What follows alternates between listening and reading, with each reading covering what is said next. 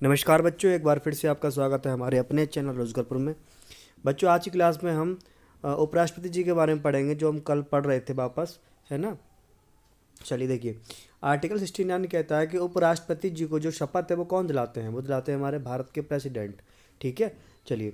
Article 71, article 71, उपराष्ट्रपति के निर्वाचन को संसद में कम सदस्यों की मौजूदगी के आधार पर स्थगित नहीं किया जा सकता है। यानी कि यदि संसद में सदस्य कम हैं और उनके आधार पे रोका जा रहा है या मतलब स्थगित आगे बढ़ाया जा रहा है, तो ऐसा नहीं कर सकते हैं। ठीक है, कम सदस्यों की मौजूदगी के आधार पर स्थगित नहीं किया जा सकता है। उपराष्ट्रपति का जो रिक्त पद है वो पुनः तुरंत भर जाना चाहिए। जो संसद का जो कोरम है वो 1/10 सदस्य होने चाहिए, है ना। आगे देखते हैं उपराष्ट्रपति जी के कार्य। देखिए, राष्ट्रपति की अनुपस्थिति में उपराष्ट्रपति उनका कार्यभार संभालेंगे।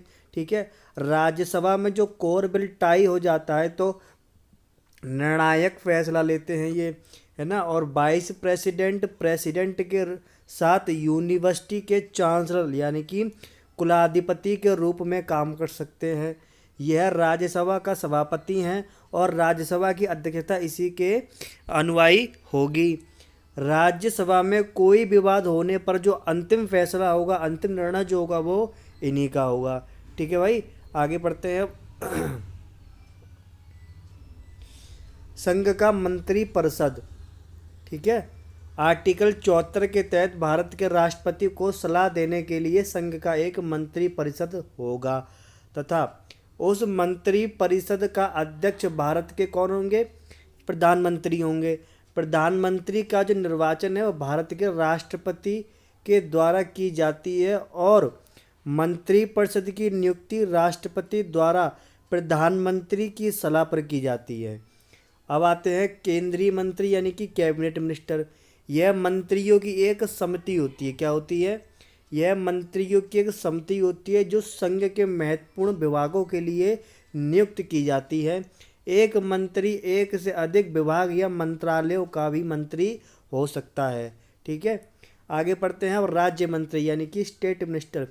स्टेट मिनिस्टर भी दो प्रकार के होते हैं, एक होते हैं स्वतंत्र प्रभार और दूसरे होते हैं अस्वतंत्र प्रभार। ठीक है, इंडिपेंडेंट और डिपेंडेंट। देखिए, आगे आते हैं उपमंत्री यानी कि डिप्टी मिनिस्टर। केंद्रीय मंत्री तथा राज्य मंत्री को हेल्प करना इनका विशिष्ट कार्य रहता है। 91वें संविधान संशोधन 2003 के तहत मंत्री परिषद के सदस्यों की जो संख्या वो 15% कुल सदस्यों तक निर्धारित कर दी जाती है ना। जो अब की बात करूँ मैं, सदस्यों की संख्या कम हो तो विधानसभा में मैक्सिमम 15 रह सकते हैं, है ना। आर्टिकल 75 का तीसरा, मंत्रिपरिषद का जो कार्यकाल होता है, देखो सामूहिक रूप से डिपेंड होता है किसके ऊपर? लोकसभा के ऊपर विश्वास किया जाता है। अगर पर पर्सन की बात करूं तो पीएम तय करते हैं। नॉर्मल जो होता है वो कितना होता है बच्चों? 5 साल के लिए। अब आते हैं प्रधानमंत्री के कर्तव्य यानी कि ड्यूटीज़ ऑफ पीएम। आर्टिकल 78 के तहत प्रधानमंत्री का कर्तव्य होता है कि वह संघ के प्रशासन की जानकारी राष्ट्रपति को दें, है ना। प्रधानमंत्री की सलाह से एजी यानी कि अटॉर्नी जनरल जो महान्यायवादी होते हैं, सॉलिसिटर जनरल जो महाधिवक्ता होते हैं, इनको अपॉइंट किया जाता है। ठीक है, सीएजी नियंत्रक महालेखा परीक्षक, वित्त उपयोग का अध्यक्ष, मुख्य निर्वाचन आयुक्त, यूपीएससी के अध्यक्ष। देखिए, प्रधानमंत्री जो हमारे प्रधानमंत्री हैं, इनकी ड्यूटीज़ क्या क्या होती हैं? इनके तो अध्यक्ष मैंने यहाँ बता दिए आपको, है ना। अब देखिए, जो प्रधानमंत्री जी हैं वो किस किस चीज़ों के अध्यक्ष हो सकते हैं।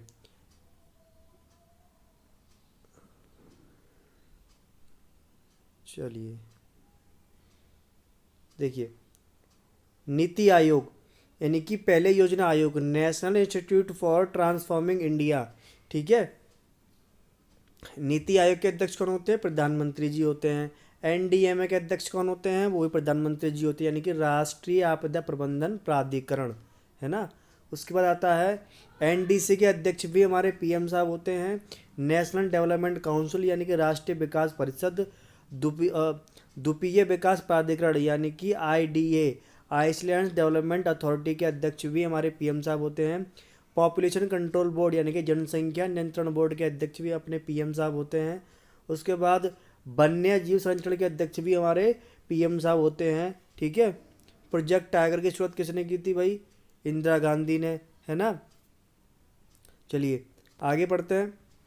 नेशनल यूनिटी काउंसिल यानी कि राष्ट्रीय एकता परिषद के अध्यक्ष कौन होते हैं? अपने पीएम साहब होते हैं। राष्ट्रीय जल संसाधन परिषद यानी कि नेशनल वाटर रिसोर्स काउंसिल के अध्यक्ष भी अपने पीएम साहब होते हैं।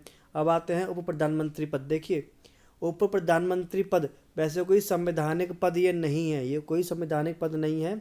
उप प्रधानमंत्री का पद संवैधानिक नहीं है, लेकिन प्रधानमंत्री को अधिकार है कि वह अपने लिए उप प्रधानमंत्री की नियुक्ति कर सकते हैं, लेकिन हमारे जो पीएम साहब है वो नहीं करेंगे क्योंकि वो बहुत ज़्यादा एलिजिबल है ना। ठीक है। Deputy prime minister of India, देखिए सरदार वल्लभ भाई पटेल 1947 में जब पंडित जी नेहरू के टाइम पीरियड में जब बने थे ये, उसके बाद गुलजारी लाल नंदा इंदिरा गांधी के टाइम पीरियड में डिप्टी प्राइम मिनिस्टर रहे थे। मोरारजी देसाई 1966 में इनके जाने के बाद इंदिरा गांधी के टाइम पीरियड में ये भी उप प्रधानमंत्री रहे थे। ठीक है। तो बच्चों आज की वीडियो में इतना ही। अगर कुछ ना समझ में आया हो तो कमेंट कीजिएगा। ठीक है। चलिए मिलते हैं कल एक नई वीडियो के साथ। Bye bye.